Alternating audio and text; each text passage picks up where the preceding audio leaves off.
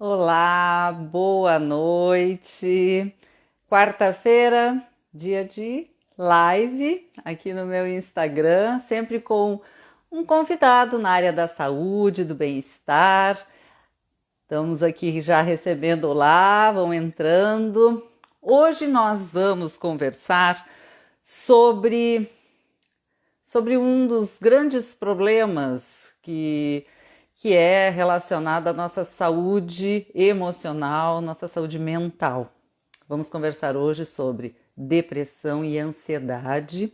Vivemos em meio a essa pandemia, um estressor que nós não temos controle e que está gerando muita, sim, depressão e ansiedade nas pessoas, casos que são graves, outros que a gente está num momento ainda de indecisões, de medos, mas tudo isso eu estou trazendo hoje aqui porque há umas 2 semanas a psicóloga Roberta Bola conversando comigo falou, quem sabe a gente trata sobre esse assunto, depressão e ansiedade.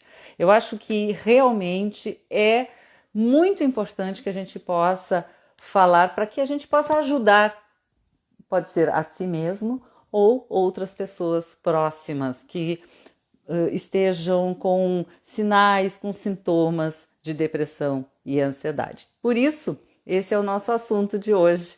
E eu vou, que já estão entrando. Ana, tudo bom? Marisa, tudo bem? Vou agora buscar a, a Roberta. Tá aqui já, a Roberta. Vamos convidá-la para participar.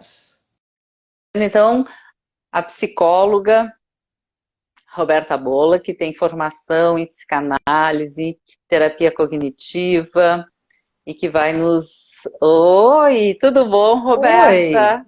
oi Laura, tudo bem? Consegui entrar direitinho aqui.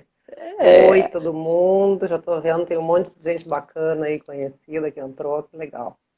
esse é um horário que tem milhares de live. Bom, live é o que mais tem nos últimos tempos, né? Eu tenho uma amiga que diz assim: a gente abre a geladeira e cai uma live na cabeça da gente, porque todo mundo começou a buscar esse recurso dentro da comunicação e que eu acho maravilhoso. E eu acho que tudo, né, que é novo vai exatamente assim, as pessoas vão experimentando, alguns canais vão se fortalecendo, justamente para que a gente desenvolva assuntos aqui. No meu é sempre voltado para saúde e bem-estar, sempre como um convidado, especialista na área, Te agradeço o e convite, muito bom estar aqui. eu agradeço também que foi uma sugestão que tu enviaste para mim e eu prontamente pensei, é o assunto do momento, a pandemia tá assim, é um estressor que está nos causando ansiedade, depressão. E aí, como vamos lidar com isso? Como vamos identificar esses sintomas, esses sinais que podem se tornar graves e a partir daí a gente possa nos ajudar e ajudar os outros, né? Porque às vezes é dentro da nossa Uhum, casa mesmo que está alguém sofrendo uhum, e a gente precisa uhum. identificar. Então, vários estudos dentro da área da saúde mental, com psiquiatras, psicólogos, já estão sendo apresentados, justamente mostrando os números que estão crescendo em estresse, ansiedade e depressão. E eu gostaria justamente que tu me falasse, assim, quais são os últimos estudos que estão sendo apresentados e que mostram esses índices, esses indicadores. Ok, então assim, ó, pegando aí, já começando com o gancho que tu deste de entrada, esse assunto é o assunto que no momento é a minha maior demanda no consultório. Assim, sem dúvida alguma, a pandemia está sendo um desafio para a saúde mental de todos nós, né? Então, assim, esse estofo psíquico de cada um, ele vai fazer frente ou não à situação imposta. E aí cada um está vivenciando a sua maneira. E houve sim um grande aumento do número de casos de ansiedade e depressão, quadros depressivos assim de pessoas que até já tinham uma personalidade assim depressiva, mas que não estavam em crise. Isso é uma coisa que eu vou falar daqui um pouquinho, mas é importante assim, as pessoas têm têm um perfil e elas vão desenvolver ou não, dependendo das circunstâncias, né? Então, esses fatos impostos agora aí pela pandemia, somados já ao que cada um já estava vivenciando e ao seu perfil psicológico, desencadeou crise em muitas pessoas, né? Então, assim, eu trouxe alguns números, né, que a gente tinha falado em estudos aí, para as pessoas entenderem. Eu acho que quando a gente fala de números, as pessoas conseguem entender, assim, que, olha, realmente uma quantidade muito grande. Então, assim, ó, olha, a depressão é um dos transtornos mentais mais comuns no mundo, né? Uhum, uhum. Então, ela afeta pelo menos 10% da população brasileira. Então, tu pensa assim, nós somos 210 milhões aproximadamente, quer dizer, nós temos 21 milhões de depressivos só no Brasil. É. Então, isso é um dado da OMS, uma pesquisa que E, foi feita agora, terminada até dezembro do ano passado, são dados realmente assustadores, se a gente pensar em termos de saúde pública, é importantíssimo. e pensar que agora, nesse pós-pandemia, a tendência é aumentar e está aumentando. Uhum, sem dúvida, sem dúvida. Então, assim, ó, essa pesquisa da OMS, ela foi feita ao longo do ano passado e ela encerra, então, 2019 com esses números. É claro que os Uhum. números de 2020 a gente vai ter no final do ano, mas com certeza é exponencial o aumento do número. Então, assim, ó, só São Paulo é a cidade com maior incidência de distúrbios mentais do mundo. Em São Paulo. Bom, Então, e em São nesse Paulo. momento, mais do que nunca, né? Porque é uma É. panela de pressão, todo mundo está dentro, e cada um com as suas ferramentas tentando Uhum. Uhum. lidar da melhor forma possível. Então, geralmente, né, a gente sabe muito bem que o que vem é um fato real. Então, nós não temos Sim, assim, né? sim. Então, é Uhum. difícil. E É. tu tens Assim, mais ó, alguns. só falando, assim, eu tenho de dados assim de São Paulo, quase 30% da população de São Paulo, e aí São Paulo também é uma cidade que tem uns 13 milhões de habitantes, né? Tá em torno disso aí. Então vamos fazer as contas, aí 30% da população sofre de algum distúrbio mental. Mas dentro de todos os distúrbios mentais avaliados, sem dúvida, a grande maioria é depressão e ansiedade. Então, E a quando ansiedade. quando eu te procurei, eu digo, não, vamos falar sobre isso, porque a ideia justamente é levar a público essa ideia de que, primeiro, depressão é sim uma doença, né? Uhum. Infelizmente, eu ainda escuto muitas vezes as pessoas falando que, não, ele tá deprimido, mas não, levanta, né? Sai do sofá, isso é Sim, sim. preguiça, tá fazendo fita.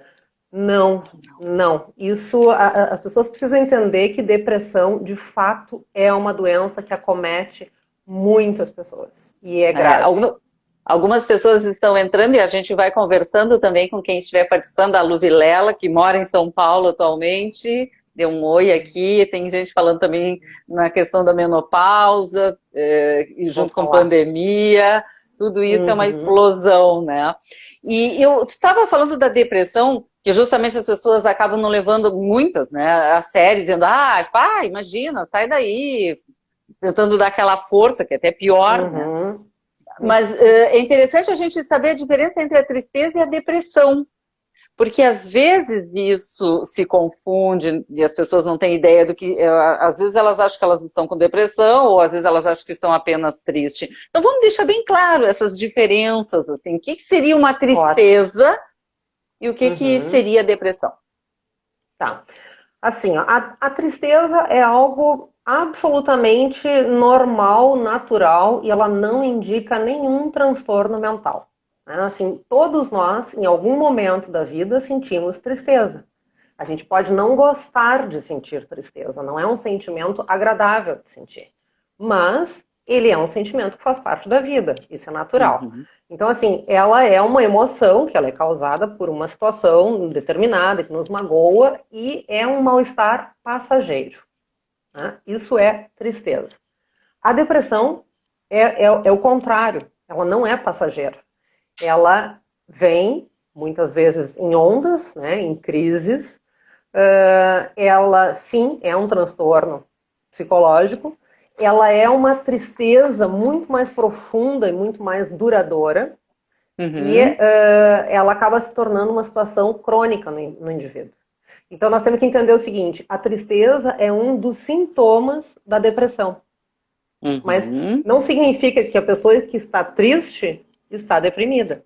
A gente Sim. escuta falar, assim, uma linguagem assim, coloquial: ah, não, eu estou deprê. Não, tu está deprê, não, tu está triste, tu está chateada, mas não está necessariamente deprimida, né, como tecnicamente a gente entende a depressão. Né? A gente Então, passa por períodos.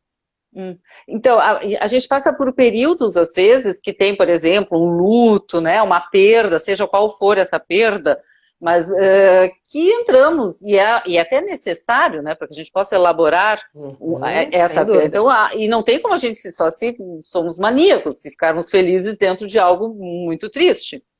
Exatamente, exatamente. A tristeza Agora, tem um quanto papel tempo? muito grande, assim, nessa modulação do humor, ela tem um papel muito importante. Então, a gente até tem que aceitar essa tristeza, digamos assim, temos que acolher a nossa Exatamente. tristeza para elaborar melhor?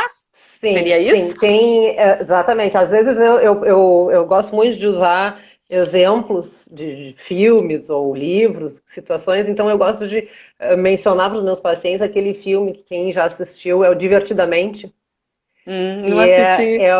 é uma animação e traz, são vários personagens, uma delas é a tristeza, e a tristeza tem um papel fundamental. E é muito, muito interessante ver, claro, está todo colocado ali de uma maneira lúdica, mas é tal qual é o nosso funcionamento psíquico. E é bem interessante perceber que a tristeza tem um papel fundamental, mas a gente não precisa tratar a tristeza. Mas a depressão, sim. A depressão nós precisamos tratar. Um quadro de depressão, ele precisa não só do apoio de um amigo, de um familiar, como é o caso da tristeza, mas ele precisa de um tratamento psicoterápico, muitas vezes medicamentoso, e a gente tem que saber avaliar. E quem pode avaliar isso é um profissional habilitado, no caso, psicólogo ou psiquiatra. Então, deixa bem claro para a gente esses sinais de depressão. Né? Vamos pegar um evento, nós temos esse, que é a pandemia, mas outros que possam ser, e muita gente nesse período também está enfrentando perdas, né? Casamentos que estão sendo desfeitos, então a onda, entrou, alguém teria falado ali na menopausa, climatério, que também é um período que as mulheres enfrentam, e aí acaba, eu acho que poderias falar um pouquinho sobre isso. Vamos entrar nesses sintomas, assim, quando é que realmente deixou de ser a tristeza, que a pessoa não conseguiu elaborar aquela perda, aquele estressor ali, ou a pandemia, não está conseguindo lidar com isso, né? E já está se tornando uma depressão e ela não está percebendo isso e as pessoas não estão percebendo. Tá. Assim, tu citaste a questão do luto. Né? O luto, ele tem um período regulamentar, eu diria, que é mais ou menos em torno de um ano, porque a gente passa, então, o primeiro Natal sem a pessoa, a primeira Páscoa sem a pessoa, né? A primeira data do aniversário. Então, esse primeiro ano, né, após a perda, é um ano muito complicado, e esse é um luto normal, ele não é um luto patológico. Né? E quem fica lamentando a morte vai ficar elaborando essa perda, e é natural que ela tenha crises, picos de depressão. Então, isso a gente não pode entender que a pessoa que está enlutada, ela está fazendo uma crise de depressão. Não, não é assim. Eu vou te falar especificamente dos sintomas da depressão. Bom, o humor triste, sem dúvida, né? A gente percebe, isso é muito claro. A pessoa que tem, assim, digamos, um mau humor constante, uma pessoa que está com uma sensação de vazio muito grande. A ansiedade faz parte. A ansiedade é um dos sintomas da depressão. Daqui um pouquinho eu vou falar da ansiedade, mas a gente vai encaixando. Né? Sim. Irritabilidade é uma coisa muito marcante também em quem está começando a ter assim, uma crise, a pessoa começa a ficar cada vez mais intolerante. Eu digo que Uhum. os buracos da peneira vão se fechando e aí chega uma hora que só passa água, sabe? Não passa mais nada. A pessoa está Sim. super intolerante com tudo. Sentimento de culpa muito grande, muitas vezes. Essa sensação, muitas vezes, de inutilidade, de improdutividade. Né? Isso está Uhum. acometendo muitas pessoas agora, que inclusive perderam seus empregos e que estão se sentindo improdutivas. Né? Isso Uhum. propicia uma crise depressiva. A pessoa Essa é assim, sensação, é aquela coisa, eu sou ruim, o mundo é ruim, tudo é ruim. exatamente, e aí a autoestima da pessoa começa a encolher. Tá? Uhum. Essa sensação que ela pode ser traduzida por desamparo. Eu acho que Uhum. desamparo mostra bem a ideia da depressão. Né? A pessoa está se sentindo desamparada, ela não tem interesse por nada, nada do que ela gostaria de fazer, ela tem força, energia para fazer, isso é uma outra coisa importante, a diminuição da energia. É uma pessoa que está sempre fadigada, ela está apática. Né? Ela vai Uhum. perdendo o interesse por todas as coisas que antes interessavam, né? Inclusive, assim, atividades, hobbies, esportes passam a ser menos importantes. A própria libido é extremamente Uhum. afetada com a depressão.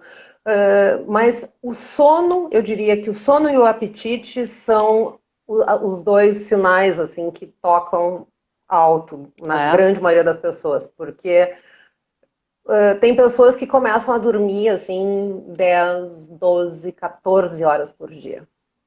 Ou então, e aí assim, o sono tanto pode ser para mais quanto para menos. Uhum. E o Uhum. apetite, idem. Uhum. A pessoa pode dormir 2, 3 horas e no meio da noite, plim, ela acorda e E nunca acabou o mais sono. dorme. E são 3h30, 4 horas no relógio e não dorme mais. Então, no dia seguinte, ela está extremamente prostrada, porque ela está cansada, ela não teve um sono reparador durante a noite. E a Claro. mesma coisa com o apetite. Tem algumas pessoas Uhum. que cessam o apetite completamente e outras comem, que não há nada que chegue na Que geladeira. chega. Né? E Uhum. isso eu estou percebendo, assim, agora com essa questão das pessoas estão, né, em Em casa, casa. tem uma ingesta considerável. Roberta, as pessoas que estão entrando, que nós vamos, a gente está falando sobre agora depressão e também ansiedade, e olha, tem várias pessoas que entraram, todo mundo pode também enviar perguntas. Quem tem o meu WhatsApp, que eu estou com o meu computador aqui ligado, pode mandar pelo WhatsApp também, que aí fica até mais fácil, às vezes, para eu poder ler. Então, a Uhum. gente segue falando justamente sobre isso que eu gostaria que pudéssemos deixar bem claro, né? E para que pudéssemos ajudar as pessoas. Quem está com depressão não tem aquela. Porque a gente sabe como a atividade física é algo que ajuda, Uhum. né? Mas não tem Uhum. aquela. Ai, levanta, vamos dar uma. Porque eu que adoro atividade física, né, eu fico dizendo para as pessoas: vamos lá, vamos fazer, não sei o quê. Não dá, tem que ter. Quem está ao lado de uma pessoa com depressão, como é que deve agir para que aquela pessoa consiga ter ânimo, consiga buscar ajuda? Olha, eu recomendo que a pessoa que está ao lado tenha muita paciência, Uhum, porque a pessoa que não está motivada a sair, a pessoa que está irritada, ela começa a ter dificuldade de concentração. Isso é uma outra coisa que eu não mencionei, mas é muito forte, assim. Então, tu fala alguma coisa e a pessoa está absorvida nos seus pensamentos e está desligada. E aí, quem está do lado, mas eu já te falei, mas tu não lembra que eu te falei? uhum, Né? Ou então a pessoa está deprimida, ela não consegue tomar decisões. Então, para quem está do uhum, lado, ela disse, tá, mas então, o que tu queres jantar? Ah, não sei, qualquer coisa. Claro, a pessoa está inapetente. Né? Mas uhum, escolhe, tu quer comer isso ou aquilo, qualquer coisa. Então, a pessoa que está acompanhando alguém que está visivelmente depressivo, ou que já recebeu o diagnóstico de depressão, porque uhum, é importante isso, ela precisa ter, acima de tudo, paciência e compreensão de que essa pessoa não está bem. E nós temos que viver a ideia do é um dia por vez. Esse é o meu lema. Acho que todos os meus pacientes agora, eu vi que entraram vários aí, todos eles estão ouvindo a mesma coisa desde março. Assim, ó, é um dia por vez. A Dedé fala aqui que tudo fica sem cor, né? Tudo fica preto e branco, assim. Exatamente. Eu digo, o panorama, eu pergunto para meus pacientes, o panorama está cinza e a comida tem gosto de isopor? E eles me dizem sim. Eu acho que isso, a gente tendo essa percepção, né, quem está do lado tem que entender isso. A pessoa que está tendo uma crise depressiva está com um panorama cinza e a comida tem gosto de isopor. E aí nada tem prazer. E aí, como buscar ajuda? Como é que essa pessoa pode motivar, ajudar, então, esse outro? Tá.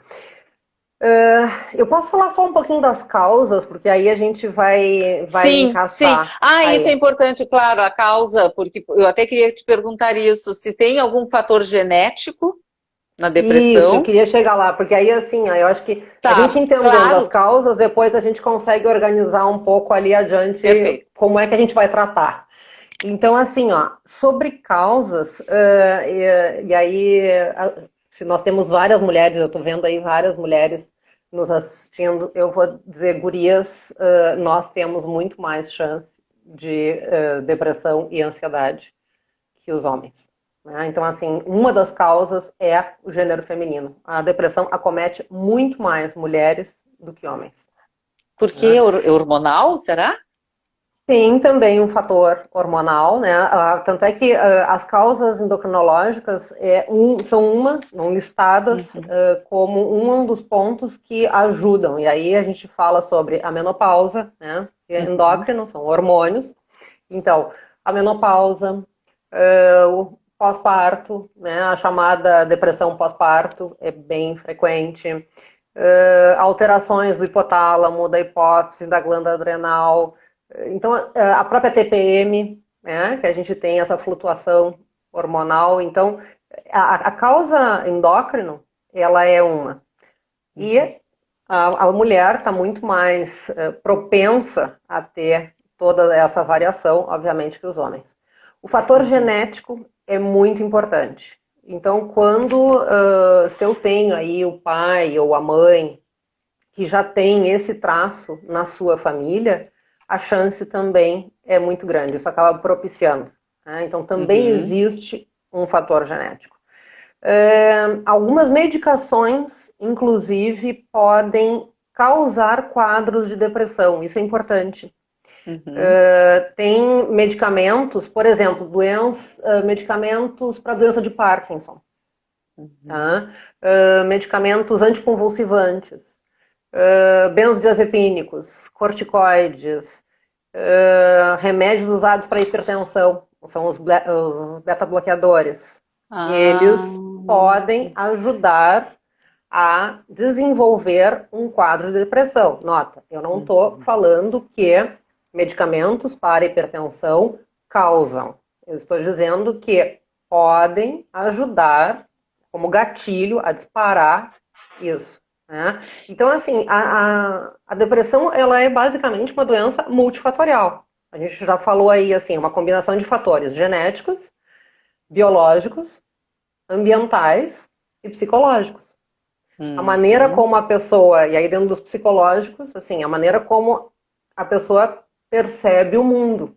Esse arcabouço psicológico que ela tem e que pode fazer frente, por exemplo, numa situação dessas de pandemia, ele pode não ser sólido o suficiente, resistente o suficiente, e isso é um gatilho. Então, é importante porque através desse ponto, e cada um vai ter, assim, talvez um fator genético muito preponderante, essa pessoa realmente precisa de medicação. Porque em alguns casos as pessoas precisam de medicação e outros casos não precisa. Né? Então essa avaliação é importante ser feita. né? Tem eu tenho alguns colegas que até não gostam muito da medicação, e eu tenho conhecidos também assim, psiquiatras que tratam muito mais com medicação. Me parece que a ideia é fazer um trabalho conjunto, né? Um trabalho paralelo do psicólogo com o psiquiatra. O psiquiatra é quem deve fazer a administração medicamentosa, é o psiquiatra que tem que ministrar essa medicação e saber regular, porque isso também é da química do cérebro de cada um. Às vezes, o paciente A toma determinada medicação, e a mesma medicação o paciente B vai tomar e vai ter efeitos diferentes. Então, ele precisa regular isso, porque a química do cérebro de cada um, ela vai ser particular. Sim. Né? Então, o psiquiatra que tem que fazer essa regulagem. E, em paralelo, a psicoterapia tem que seguir. Então, tem realmente estudos mostrando que a pessoa que faz somente uso da medicação e não faz psicoterapia não tem o mesmo sucesso do que aqueles que fazem uso dos dois, psicoterapia e medicação. Mas nem todos precisam de medicação. É bem individual e por isso é tão importante o acompanhamento.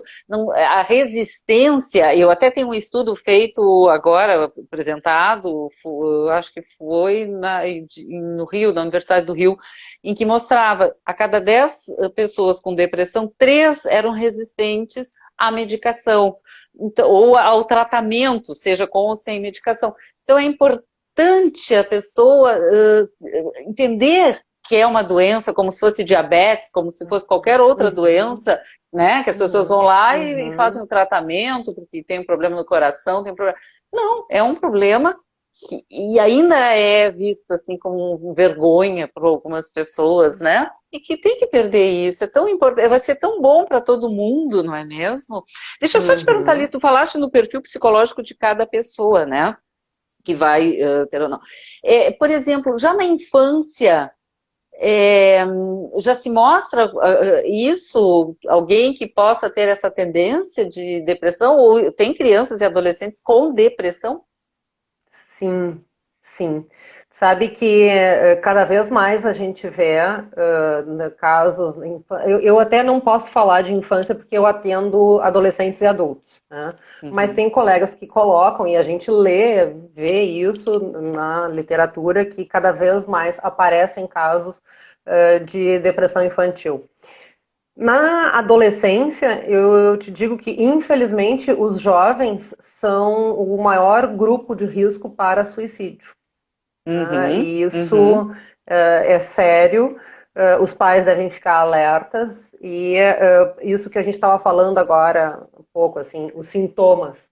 Bom, olha, o meu filho, ele é assim, mais embotado, mais fechado. Tá, a gente pode tentar fazer com que ele saia do quarto, se socialize e adiante, né, com os amigos, tentar puxar. Os pais precisam conversar. Muitas vezes isso é um grande entrave dentro de casa, assim, que os pais não conseguem se sentir à vontade para conversar com o filho ou com a filha, ou porque tem muita hostilidade, ou porque esse filho responde com muita agressividade e os pais acabam se sentindo fragilizados, não sabem como, se sentem agredidos, rebatem com agressão, e aí aquela pessoa que está deprimida, na verdade, dentro de casa, ela se sente cada vez mais acuada. Eu sempre digo que a agressão, ela é como uma batata quente. Se eu te jogar a batata quente, tu também não consegue segurar e tu atira ela e passa adiante. E a agressividade, ela vai passando. Ninguém consegue segurar. Quando alguém te agride, tu acaba instintivamente agredindo o outro. Então, essas relações, elas se dão às vezes dentro de casa, e quando um pai, uma mãe percebem que um filho está com traços depressivos, até mesmo os pais se sentem impotentes, porque eles se sentem culpados. Como é que eles vão lidar e não conseguem lidar?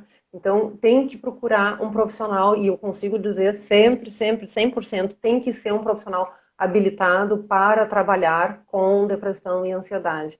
Porque às vezes as pessoas buscam outros tipos de ajuda que pode ser muito interessante para outros casos, né? Assim, Sim. depressão e ansiedade deve ser tratado por psicólogo e psiquiatra, sem sombra de dúvida. Né? Aqui até tem alguém falando sobre a psicoterapia associada é fundamental com o medicamento. Percebi o efeito nessa pandemia, olhar para dentro de si. É isso, né? Todo mundo dessa forma que ficou em casa. Existe uma parcela de preconceito dos pais em aceitar que os filhos precisam de ajuda. Também isso é muito... Falaste na culpa, né? As pessoas... Como seria mais fácil para todo mundo se todo mundo se percebesse, se aceitasse, né? Amorosamente. Todo mundo tem os seus defeitos, as suas limitações, né? Aqui tem alguém, a importância de ter um profissional preparado e capacitado, sem dúvida. Sim. Opa! Sabe que, às vezes, assim, os pais têm dificuldade de lidar com as dificuldades dos filhos porque eles não estão bem resolvidos com as questões deles. Sim. Então, um pai ou uma mãe que não aceita a ideia da fraqueza, como a gente estava falando, né? Parece que a depressão é uma fraqueza, é uma falha de caráter. Né?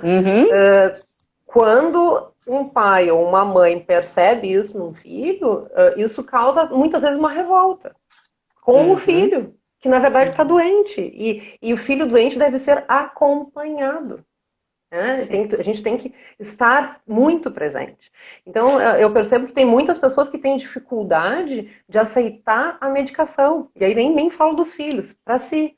Então, eu tenho pacientes que vêm e digo, olha, tu tá visivelmente com um quadro depressivo e a gente tem que procurar um psiquiatra e tu vai iniciar a medicação. Ah, não, eu não preciso da medicação. Por quê? Porque as pessoas acham que a medicação é um atestado de fracasso. Né? Se eu não conseguir me controlar e começar a tomar um antidepressivo, é porque eu fracassei. As pessoas associam muito a medicação psiquiátrica à fragilidade, ao fracasso, à vergonha. Tanto é que muitas pessoas nem mesmo gostam de comentar que fazem terapia, escondem, às vezes até dos cônjuges. Então, essa vergonha ela é muito forte. E aí, quando isso aparece num filho, realmente fica difícil, né? Por isso é tão importante fazer terapia. É tão importante, várias pessoas que estão falando, que eu acho tão legal isso assumir, né? A terapia, independentemente de estarmos com algo sintomático, ela é importante. A gente sempre encontra alguma coisinha lá dentro. Sempre. É uma fonte inesgotável de achados. E eu que adoro estudar isso, para mim são achados bárbaros. Eu te digo, eu adoro. Assim, o ser humano me encanta. Né? É uma caixinha de surpresas. É fantástico. Maravilhoso. Para quem gosta, realmente é bárbaro. E para gente que faz a terapia, é maravilhoso por essas descobertas, né, da gente. E aí porque assim, sempre acaba tem horas que, pum, cai o mundo na tua frente. E aí, como é que eu vou lidar com isso, né? E a gente cada vez vai se preparando mais para lidar com as adversidades. Agora, vamos voltar para o nosso assunto aqui e o que se poderia falar da depressão associada à questão química, hormonal ou desequilíbrio em algum micronutriente, por exemplo? Tá. Ótimo. Eu tô empurrando lá para frente na hora do tratamento, está aparecendo coisas interessantes, mas eu não quero deixar de falar da ansiedade. Porque já são 8h34. 8h34. Tá. Nós temos então, ansiedade. Eu não esqueci. Vamos lá. Então, assim, eu prometo aí para quem escreveu, não vi quem foi, que eu vou falar sobre alimentos e tudo isso mais adiante. Só quero falar um pouquinho sobre a ansiedade, porque assim, a vida que a gente tem hoje, ela é extremamente ansiogênica. Né? A gente está sempre correndo e é o mal do século, né, Laura? Assim, sim. Todos nós somos ansiosos, em maior ou menor grau. Né? Pois é, aí que eu quero que tu explique o que está normal. Algumas pessoas têm essa característica exacerbada. Que característica é essa? Então, assim, vou definir o que é a ansiedade. A ansiedade ela é um estado natural de atenção e de alerta provocado por situações específicas e que, em determinado momento, essas situações agem como um gatilho mental. Se eu sou muito ansiosa, esse gatilho faz com que a minha ansiedade vá lá em cima. Então, já é uma característica minha. Né? Mas esse estado natural de atenção, de alerta, todos nós temos. Então, a ansiedade vai ser essa sensação que ela, na verdade, ela é um dos primeiros sintomas da depressão. Por isso que eu estava dizendo que elas são interligadas. O ansioso não necessariamente está deprimido, mas todo deprimido tem traços de ansiedade. Então, essa combinação ela é importante porque às vezes a pessoa ela se acha assim, até acha bom ser ansiosa porque eu consigo fazer 1000 coisas por dia. Sim, mas isso tem um preço, porque essa ansiedade que ela não é tratada, a pessoa não aprende a identificar a ansiedade, ela pode caminhar para uma crise de depressão. Porque quando a pessoa está ansiosa e ela quer muitas coisas e ela se frustra, repetidas vezes, ela acaba se sentindo mais fragilizada e entra numa crise de depressão. Então, a ansiedade e a depressão, elas andam muito juntas. Né? Deixa eu te perguntar Deixa eu só te perguntar uma coisa. Por exemplo, a ansiedade, ela também é o empurrão. Tem aquele momento de ansiedadezinha que é um gatilho, assim, para que tu possa executar alguma coisa. Porque também se a gente não tem nenhum nível de ansiedade, não faz nada, fica lá parado. Não é? Isso, então, tem esse pouquinho que está dentro da normalidade, correto? Que seria Exatamente. Por isso eu estava falando em estado natural de atenção e alerta. Então, quando nós estamos acordados, esse estado natural de atenção e alerta, nós estamos conscientes do que está acontecendo. Isso nos protege. Né? Se alguma coisa no ambiente me assusta, eu vou imediatamente reagir para me proteger. A pessoa que está muito ansiosa, a reação dela já vai ser muito acima. Aí a gente já começa a perceber que ela tem o que a gente chama de TAG, transtorno de ansiedade generalizada.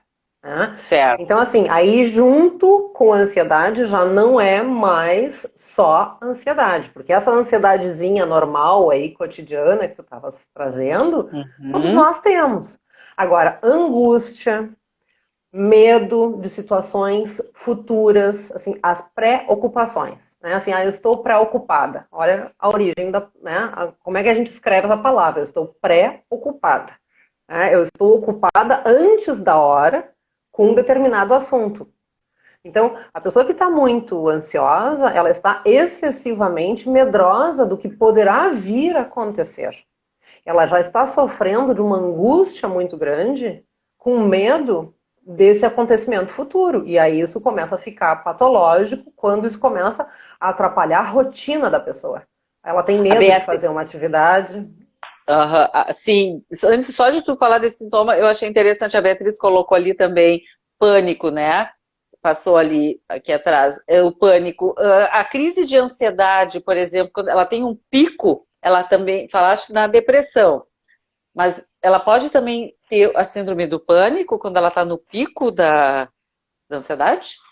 Sim, a ansiedade ela pode desencadear ataques de pânico, fobias, o transtorno obsessivo compulsivo, o TOC, que são obsessões ou compulsões por um determinado objeto ou assunto.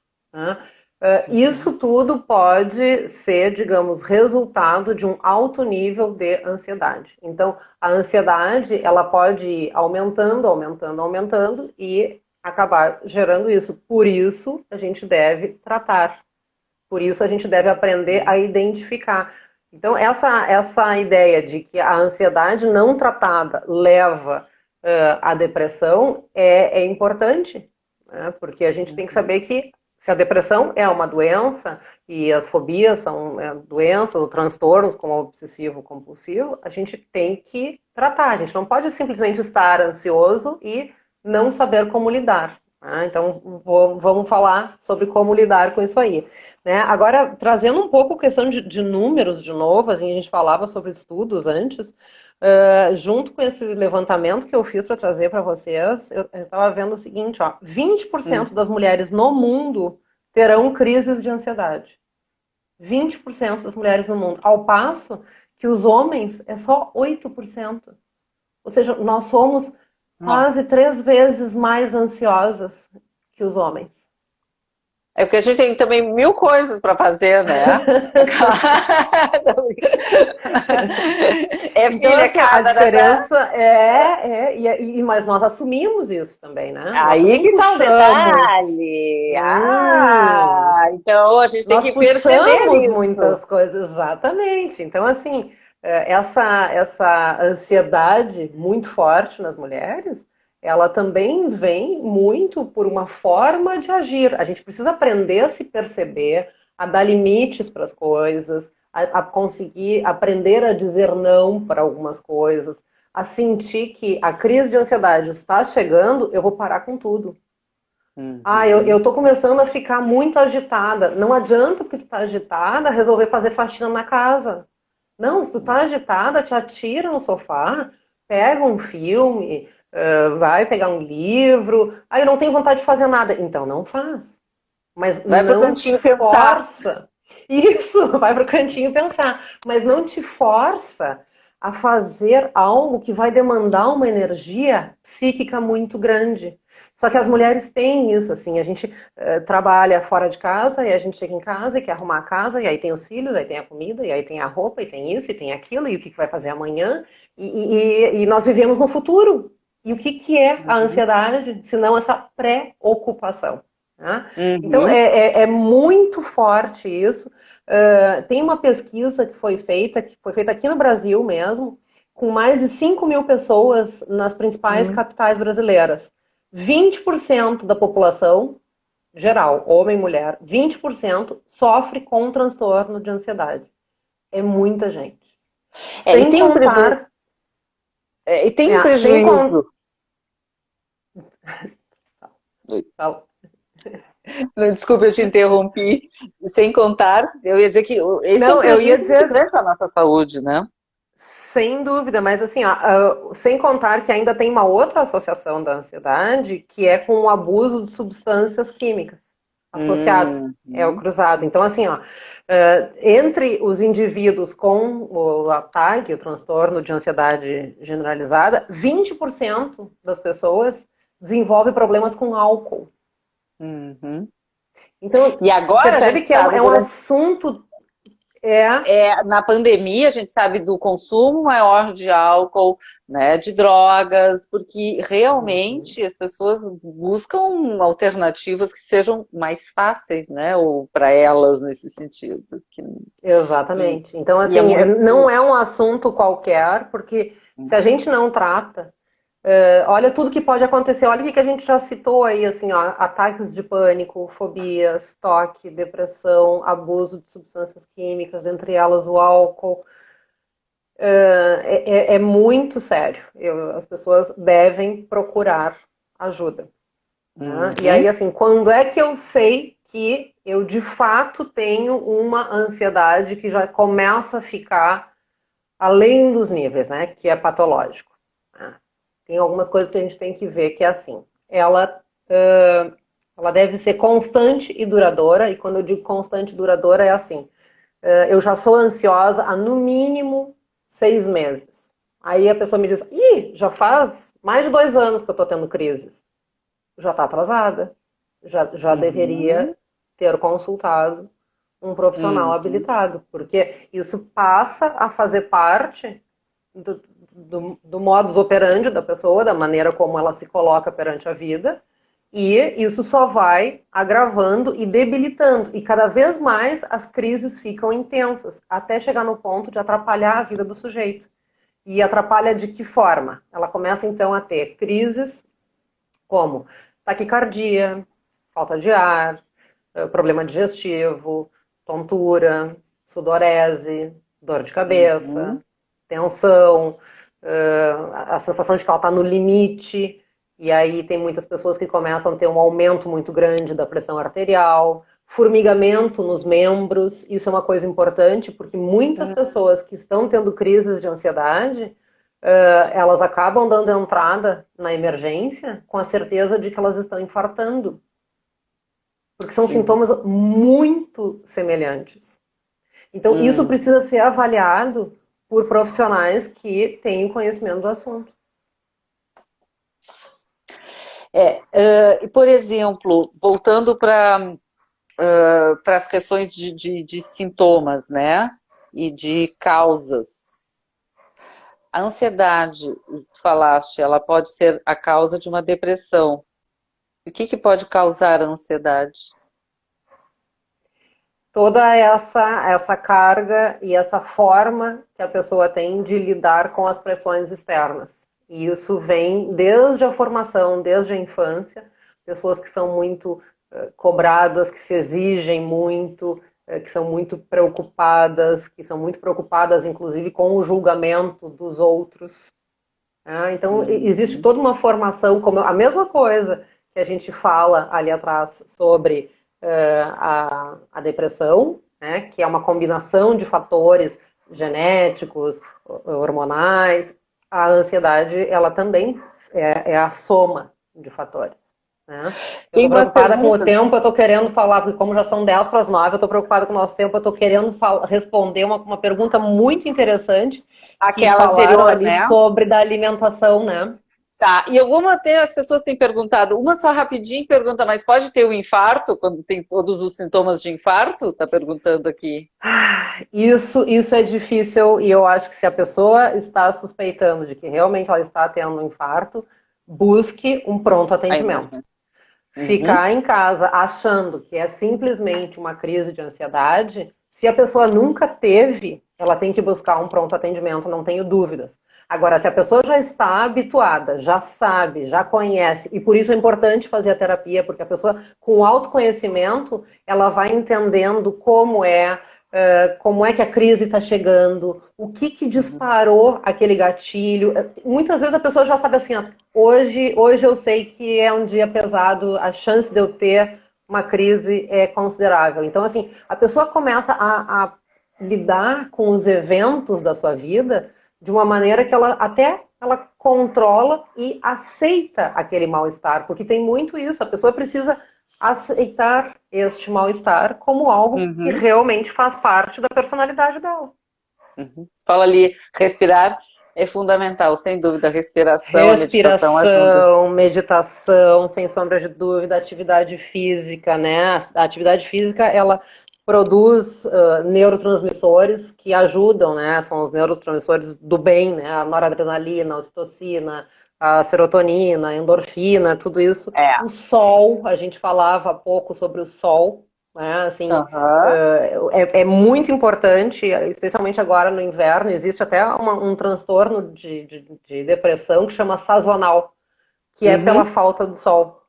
E tem Uhum. muitas pessoas que se deprimem muito mais no inverno. Então, o sol é um grande aliado na produção de serotonina. A gente sabe nos países nórdicos, né, o número de suicídios são altos justamente pela falta disso. Eu quero que tu responda aquilo, e eu quero até te dizer, falaste na atividade física, que para mim é um grande remédio, né? Eu tenho um tracinho de depressão, assim, um pequeno traço. Eu nunca entrei em depressão, mas eu sei. Agora, na pandemia, eu percebi quando Uhum, poderia ser. E uhum, a atividade física é, para mim, o remédio. É incrível, assim, quando eu digo, opa, isso aqui parece tá entrando num platô e aí tu vai para a esteira e tudo se resolve, tudo ficou mais simples. Aquele monstro que estava uhum, começando a aparecer, uhum. ele simplesmente desaparece e tu encontra o foco de novo e continua. Então, eu tenho, assim, como um grande aliado, o exercício físico diário, como escovar os dentes. Então, isso Uhum, eu uhum. tenho, É assim, um dos tripés da maneira como tratar e controlar. Porque é como tu disseste, eu tenho essa característica, é como a cor dos olhos. Eu tenho esta cor de olhos, é uma característica, eu nasci assim, ok? Eu não vou brigar com isso. Eu tenho que aceitar e aprender a controlar. E se eu não consigo controlar sozinha, eu busco ajuda para tratar. Mas aceitar e dizer, então tá na hora de eu fazer uma atividade física. Ótimo. Atividade física, o sono e a alimentação são fundamentais. Então, assim, o sono tem um papel regulador do humor.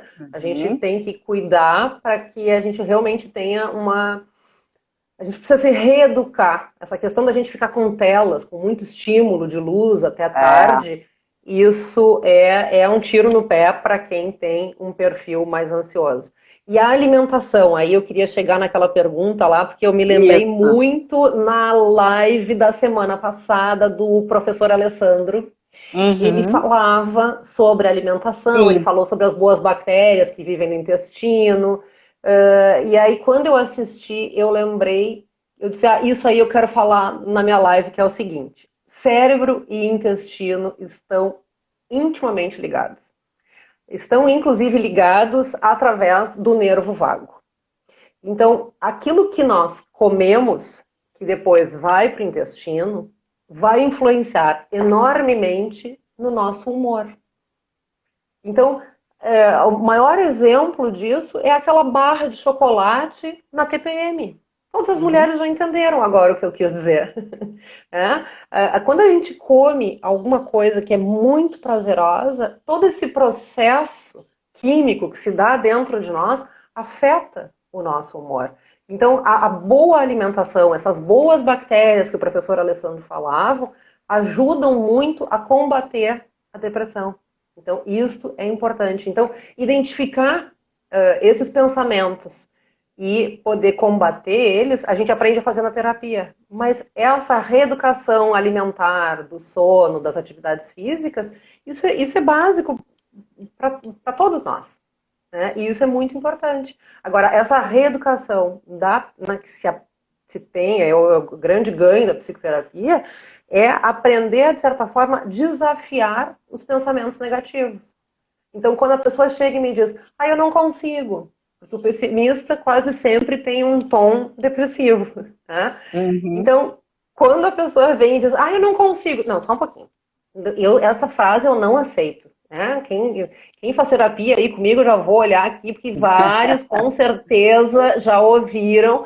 Assim, eu não aceito isso de eu não consigo, eu não consigo. Não, consegue sim, consegue. Eu sempre digo assim, o que tu diria para um amigo teu que te dissesse isso?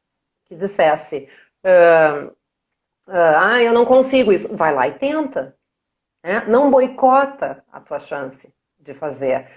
Busca, desafia esse pensamento. Procura sair um pouco de dentro de ti e pensar, bom, qual é a prova verdadeira de que isso aí não vai dar certo? Não, vai dar sim, vamos tentar, mas é um dia por vez.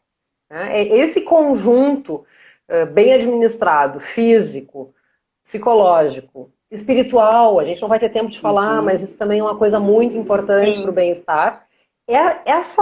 Essa somatória resulta naquilo que a gente passa a vida inteira procurando, que é a felicidade. Olha que legal. A Luciana está dizendo, Roberta, bola, olha que horror. Tu já tinha uma vez me dito, não é bola, eu sei que não é bola. É bola. Não, é bom, agora a gente tem mais gente, é bola, eu vou ensinar, tem muita gente que me chama de bola, é bola. Dizendo, essa mulher ajudou eu continuar com a minha família, gratidão a ela. Olha que lindo, Roberta. Isso é uma dedicatória para ti. Eu sempre digo, é um dos meus maiores pagamentos que eu tenho na minha profissão, é ver assim, as vidas que eu ajudo a transformar, e eu digo eu ajudo, porque é um trabalho conjunto. E esse para mim é um enorme pagamento. Muito obrigada. Que bacana. Eu até anotei aqui, hipnose ajuda? Porque a Beatriz estava perguntando, já perguntou 2 vezes. Se ajuda tanto... Beatriz, eu não trabalho com hipnose, então assim, eu vou me restringir a dizer, acredito que sim. As raízes da própria psicanálise estão lá atrás, na hipnose, né? Então, assim, Freud começou a estudar os casos dele com a hipnose. Eu acho que quando um trabalho ele é bem embasado, bem feito por um profissional que ele é habilitado para fazer, uma pessoa séria e ética, eu acho que pode ajudar. Eu não trabalho e, portanto, não vou assim, não vou invadir uma área que não é minha, mas eu acho que pode ajudar, assim.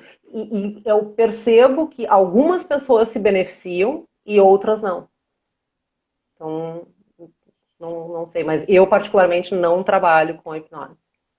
Eu escrevi uma frase aqui atrás, não sei se deu para ver, porque na minha casa, assim, eu tenho um quadro branco. Quem conhece o meu consultório da Félix, é que eu atendo em 2 lugares, tá? Eu atendo na Félix da Cunha e em Cachoeirinha. E o consultório da Félix da Cunha tem um quadro branco que de vez em quando eu vou explicar e eles não entendem bem, eu digo, não, então vamos desenhar. Ai, E tu aí, desenha. aí eu desenho. Literalmente é isso. Se eu não entendeu, não tem problema. Trancou? Eu acho, não sei se deu uma trancada, eu não estou acompanhando a Roberta, não sei se vocês estão me acompanhando. Deixa eu ver aqui. Oi, Roberta. Oi, eu Oi. trancou um pouquinho. Ah, tá. Tá. Então tá. Então eu vou ler lá a frase que eu acho que é uma coisa que a gente tem que pensar, que é uma coisa bem simples. A razão pela qual estamos estressados raramente é tão grave quanto os efeitos desse estresse na nossa saúde física e mental. Às vezes a gente acha que uma preocupação ela é gigantesca, a gente se preocupa demais com aquilo e os efeitos, o sofrimento que a gente tem com aquela preocupação são muito maiores, muito mais graves, muito mais nocivos para a nossa saúde do que aquela situação que às vezes o tempo resolve. E aí a gente acabou se prejudicando tanto. É, e é exatamente isso, né? Que, por exemplo, eu já percebi que é aquilo que eu falei anteriormente, daqui a pouco parece que é um monstro, e eu tenho esse meu recurso da atividade física que me faz tão bem, e que, assim, correr, por exemplo, sempre me deu aquela. Chega um momento que assim, parece que é mágico. É Não é mágico, é impressionante. químico, é É endorfina. químico, não é mágico. É uma química que explode no cérebro e tu encontra solução, tu encontra saídas, tu encontra maneiras de lidar com situações às vezes adversas, coisas, né, que são reais e que tu tá numa angústia, num sofrimento e aquilo vem. Fora ter ideias, fica mais criativo. Eu sou uma fã de exercícios e a meditação também é um outro, né, caminho, e a terapia ela te organiza, te bota no caminho Sem dúvida, a gente bota no caminho de ti aprende mesma. muito, exato, te coloca no eixo e te aprende a questionar as coisas e a promover esse autoaprendizado. A pessoa aprendendo sobre si sabe quando a crise de ansiedade está chegando, ela sabe como é que ela tem que agir, essa forma de ver a vida e de lidar com os eventos em volta dela mudam à medida que ela vai aprendendo isso na terapia. Eu acho fundamental. A gente está assim, ó, encerrando. Eu estou controlando aqui o tempo. Deixa eu ver se tinha algumas perguntas que a gente não deixou de. Tinha uma pessoa. Quando procurar ajuda, né? Lá atrás, ali, ó, dopamina naturalmente sendo gerada pelos exercícios. Adorei, Laura. É isso aí. Então, quando procurar ajuda? Eu sou fã de uma terapia. Eu acho que a gente faz terapia sempre, de alguma forma, e hoje online, que é todo mundo se reinventando nesse caminho, né? Inclusive vocês profissionais da área da saúde mental. Então, é importante, sim, a gente procurar ajuda, e às vezes a gente não se adapta com aquele profissional que a gente... Porque as pessoas também já querem sair assim, resolvidas, né, na primeira sessão ou na segunda. Não é bem assim, né, Roberta? Aí, isso eu poderia... Tem uma outra live para fazer aí sobre esse assunto, porque isso é longo. Mas assim, primeiro, quando as pessoas vêm já na crise... As pessoas acham que elas vão... Eu sempre digo, a minha caneta não é uma varinha de condão. Eu não sou a fada madrinha e faço plim. E 15 segundos, Roberta, tá terminando. Então tá, então assim, ó, faça sempre terapia, porque aí você vai estar preparado quando chegar a crise. É isso. Muito obrigada a todos que participaram e estiveram com a gente. Muito obrigada, Roberta, foi maravilhoso.